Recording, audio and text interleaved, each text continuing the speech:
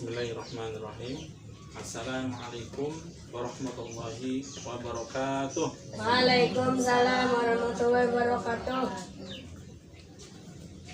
Baik anak-anak, alhamdulillah pada hari ini kita masih bisa bertemu kembali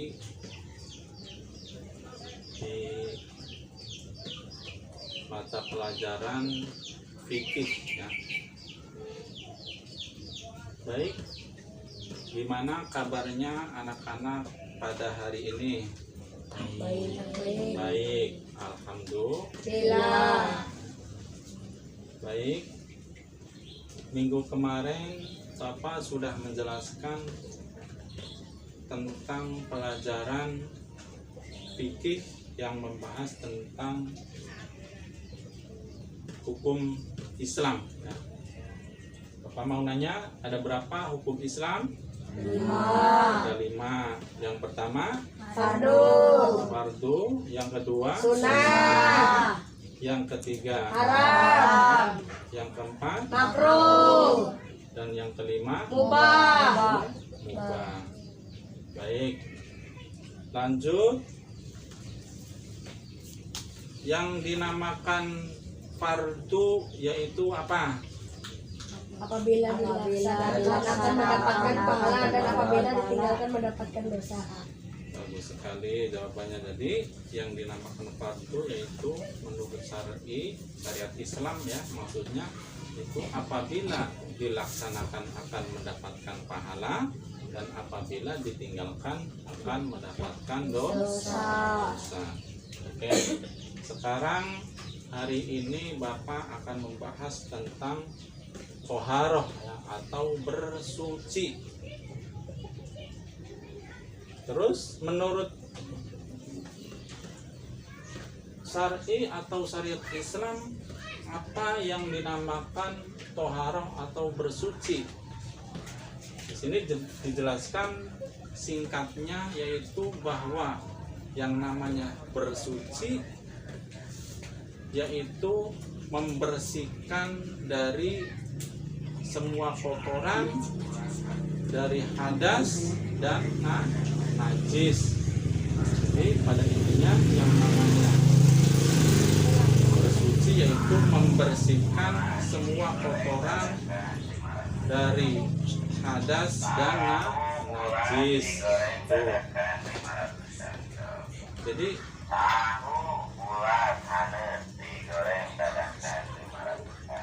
terus ada beberapa macam tentang bersuci.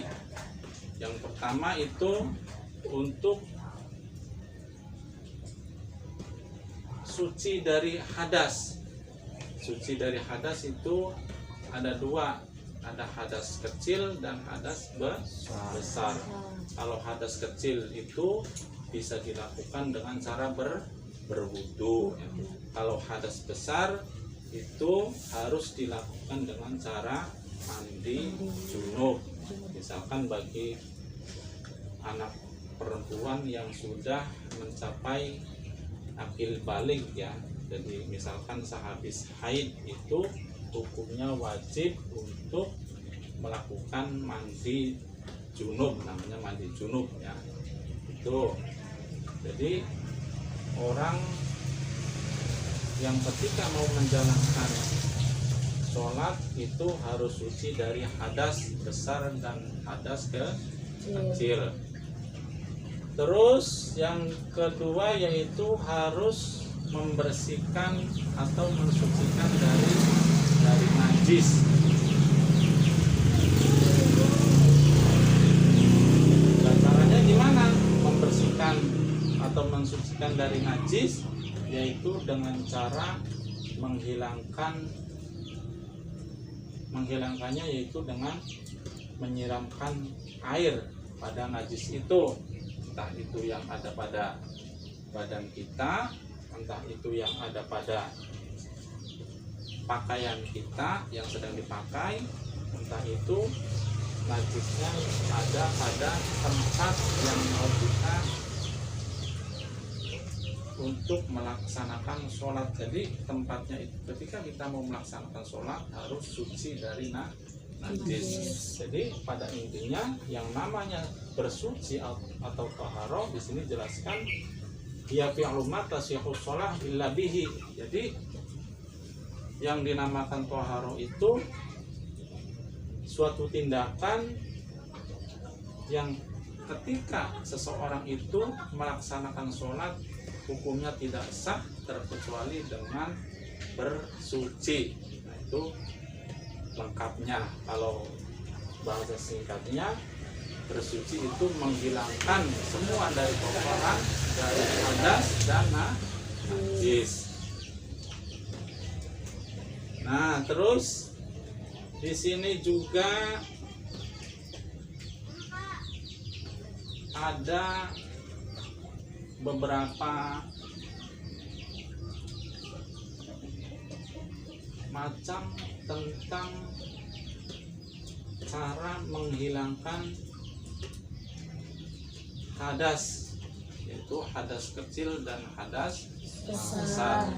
Itu yang pertama tadi sudah dijelaskan, yaitu dengan cara berwudu atau dengan cara mandi.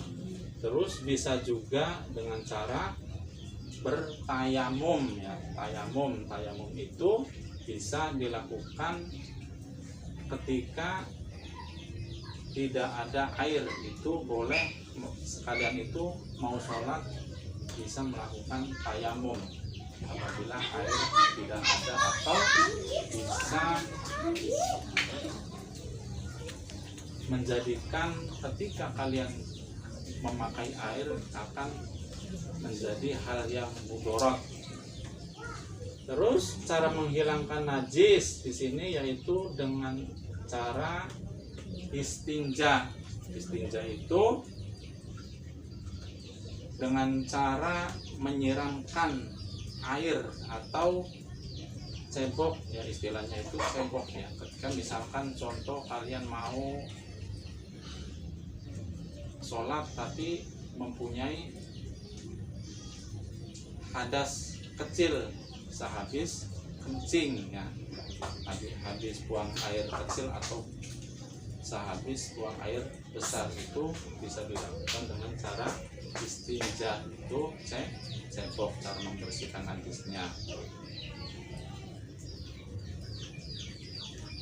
Terus bisa juga ketika kalian mau menjalankan sholat itu bisa dilakukan dengan memakai debu, yaitu tayamum. Tayamum itu dilakukannya dengan debu. Terus cara membersihkan najis lagi yaitu bisa dilakukan dengan batu. Caranya gimana? Ketika emang bisa ya, batu bisa dilakukan untuk bersuci, bisa ya. Jadi ketika tidak ada air, misalkan kalian ada di daerah yang tandus, tidak ada air, adanya batu, terus kalian buang BAB ya atau kencing, itu bisa dilakukan dengan caranya dibersihkan dengan batu. Caranya diusapkan dengan syarat ketika kalian buang air besar itu tidak belepotan atau airnya itu tidak kemana-mana ya. Terus bisa juga cara membersihkan atau mensucikan najis itu dengan cara disamak ya. Nah, terus dasar hukumnya di mana sih? Dari Al-Quran dijelaskan, surat Al-Baqarah ayat 222, kata Allah, innallaha yuhibbut tawwabina wa yuhibbul mutatahhirin. Jadi bahwa Allah itu menyukai orang yang bertaubat dan orang yang mensucikan diri. Nah, itu dasar hukumnya bahwa bersuci itu termasuk syarat hukumnya untuk menjalankan ibadah sholat. Oke. Mungkin hanya itu yang bisa Bapak sampaikan pada mata pelajaran hari ini. Mudah-mudahan kalian paham ya apa yang Bapak sampaikan. Sebelum pelajaran diakhiri, alangkah baiknya kita semua menyampaikan hamdalah alhamdulillah rabbil alamin. Mohon maaf yang sebesar-besarnya apabila ada kekurangan. Wabillahi taufiq wal hidayah. Wassalamualaikum warahmatullahi